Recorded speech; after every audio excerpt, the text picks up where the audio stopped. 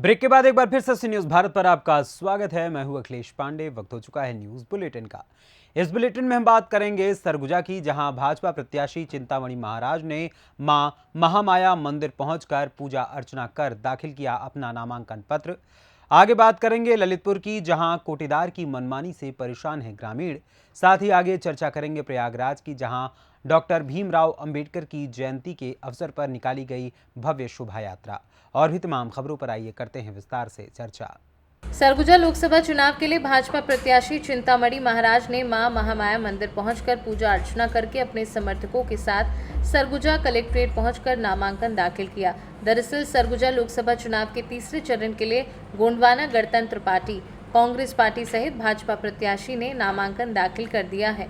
इधर सरगुजा लोकसभा से सांसद प्रत्याशी चिंतामणि महाराज ने कहा कि आज शुभ मुहूर्त था, क्योंकि सनातन धर्म के मानने वाले हैं, इसलिए आज मां महामाया मंदिर पहुंचकर पूजा अर्चना कर मां का आशीर्वाद लिया। और 19 तारीख को प्रदेश के सीएम विष्णुदेव साय सहित केंद्रीय मंत्री शामिल होंगे। वहीं सरगुजा लोकसभा से प्रत्याशी शशि सिंह के नामांकन दाखिल करने को लेकर कहा कि जिनको चुनाव लड़ना है उनको तो नामांकन दाखिल करना ही पड़ेगा, तब तो चुनाव लड़ा जाएगा। साथ ही कहा कि चुनाव में वो भी हैं और हम भी हैं, तो सभी अपने अपने तरीके से चुनाव लड़ेंगे। कोई भी लड़ाई साधारण नहीं होती। भले ही कांग्रेस की उम्मीदवार यंग है, लेकिन मोदी की गारंटी उसके सामने फीकी नजर आएगी। आज शुभ मुहूर्त था और मुहूर्त के आधार पर, चूँकि हम लोग सनातन के मानने वाले हैं, इसलिए मुहूर्त को भी ध्यान में रखते हैं। आज सुबह महामाया माता का दर्शन करके, यहाँ दुर्गा माता का दर्शन करके, फिर आकर के हम अपने भाजपा के वरिष्ठ पदाधिकारियों के साथ नामांकन दाखिल शुभ मुहूर्त में किए हैं। 19 को भी यहाँ सीएम रहेंगे, किस तरह का कार्यक्रम उस दिन रहेगा? 19 को हमारे पूरे लोकसभा के सभी पदाधिकारी, सभी वरिष्ठ कार्यकर्ता और हमसे जुड़े जो लोग हैं, सभी लोग रहेंगे और उस दिन जुलूस के साथ नामांकन दाखिल होगा। और उसमें मुख्यमंत्री जी भी रहेंगे, हो सकता है एक दो और मंत्री हो सकते हैं, केंद्र से भी कोई हो सकते हैं, अभी जानकारी नहीं आया है, लेकिन मुख्यमंत्री जी रहेंगे, इतना जानकारी अभी तक आ गया है। आज शशि सिंह भी नामांकन दाखिल करने आई है दल बल के साथ, क्या लग रहा है चुनाव में टक्कर का? अब जिनको चुनाव लड़ना है उनको तो फार्म जमा करना पड़ेगा, तब तो चुनाव लड़ेंगे। बिल्कुल फार्म भरना उचित है, जमा करना उचित है, और बिल्कुल चुनाव के मैदान में वो भी हैं, हम भी हैं, और अपने अपने हिसाब से सब लगे हुए हैं। भरोसा किस पे, कितना टक्कर मानते हैं? देखिए, कोई भी लड़ाई साधारण नहीं होता है। निश्चित रूप से वो भी यंग उम्मीदवार हैं, उनके साथ भी लोग हैं। इसके बाद भी जो मैं लोगों का जो देख रहा हूँ, मोदी जी का जो गारंटी है, उस पर लोगों का आस्था और भरोसा है। उसको देख करके मेरे को लगता है कि यहाँ छत्तीसगढ़ से 11 के 11 कमल फूल दिल्ली जाएंगे, ऐसा मैं मानता हूँ। सरगुजा से सी न्यूज संवाददाता रिंकू सोनी की रिपोर्ट।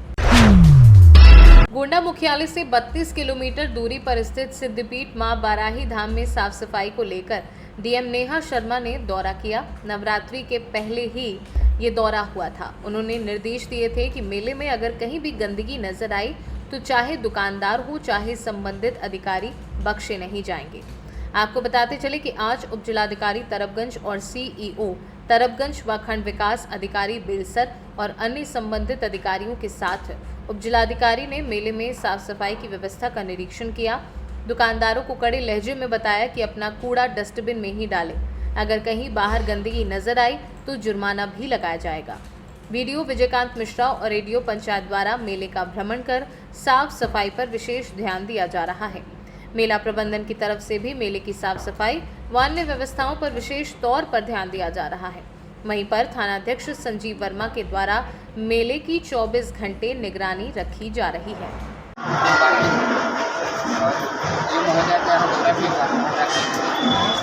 साफ सफाई में कमियां नहीं आएगी, इसलिए आप क्या बताते हैं? शासन के जैसे कल एवं माननीय जिलाधिकारी महोदय के निर्देशन में यहाँ पे विशेष अभियान सफाई अभियान चलाया जा रहा है।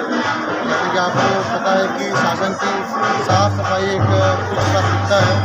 इसी के क्रम में हम लोग यहाँ पे BDO साहब, CO साहब लगातार भ्रमणशील होकर यहाँ पे लोगों को अवगत करा रहे हैं, लोगों को संवेदनशील बना रहे हैं साफ सफाई के प्रति और उनको जागरूक कर रहे हैं कि सिंगल यूज प्लास्टिक है उसका उपयोग ना किया जाए, वो प्रतिबंधित चीज़ है।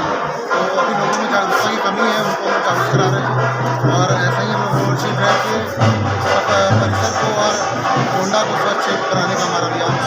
इसके सर यहाँ पे पेयजल की व्यवस्था नहीं है बना के और शौचालय जो बना हुआ है वो भी इसमें आप देखिए अभी आज हमारी पूरी टीम आई हुई है, पूरा हम सर्वे कर रहे हैं क्या कमी है, क्या सुधार की आवश्यकता है। यहाँ पे अभी सर्वे किया गया है, पानी की व्यवस्था है लेकिन उसको और सुदृढ़ करने के लिए BDO साहब अभी यहाँ पे अपनी टीम के साथ मीटिंग करेंगे और जहाँ जहाँ भी जरूरत रहेगी और हम व्यवस्था उसकी कराएंगे और शौचालय को हमारा शौचालय है उसकी साफ सफाई कराएंगे और उसकी व्यवस्था भी सही करेंगे। गोंडा से सी न्यूज संवाददाता शिव शंकर की रिपोर्ट। कोटेदार की मनमानी के चलते ग्रामीण परेशान हैं। कभी घटतौली तो कभी कोटा ना देने की शिकायतें हमेशा आती रहती हैं, मगर विभागीय अधिकारियों की मिलीभगत के चलते कार्यवाही सिर्फ कागजों तक ही सीमित रह जाती है, जिसके चलते सरकार द्वारा चलाई जा रही मुफ्त राशन योजना लोगों तक सही से नहीं पहुंच पा रही है।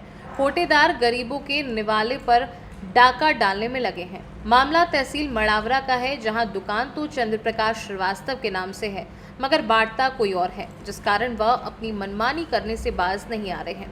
वीडियो में स्पष्ट दिखाई दे रहा है कि कोटेदार बोरे में तौलकर ग्राहक को देता है, जिसमें बोरे के वजन को मशीन पर माइनस भी नहीं किया जाता है। इस प्रकार कोटेदार प्रति लाभार्थी पर 1 से 2 किलो अनाज कम तौल रहा है। ललितपुर से सी न्यूज संवाददाता राकेश कुमार वैद्य की रिपोर्ट। जनपद प्रयागराज जिले में संविधान के रचयिता बाबा भीमराव अंबेडकर जी की 133वीं जन्म जयंती के मौके पर जगह जगह शोभा यात्रा निकाली गई। इस मौके पर करचना विकासखंड के अंतर्गत ग्राम सभा बस्तर में ग्राम प्रधान कृष्णदेव कोटारे के द्वारा ग्राम सभा में वन अमृत सरोवर का उद्घाटन किया गया। बाबा साहब भीमराव अंबेडकर जी की प्रतिमा पर माल्यार्पण किया।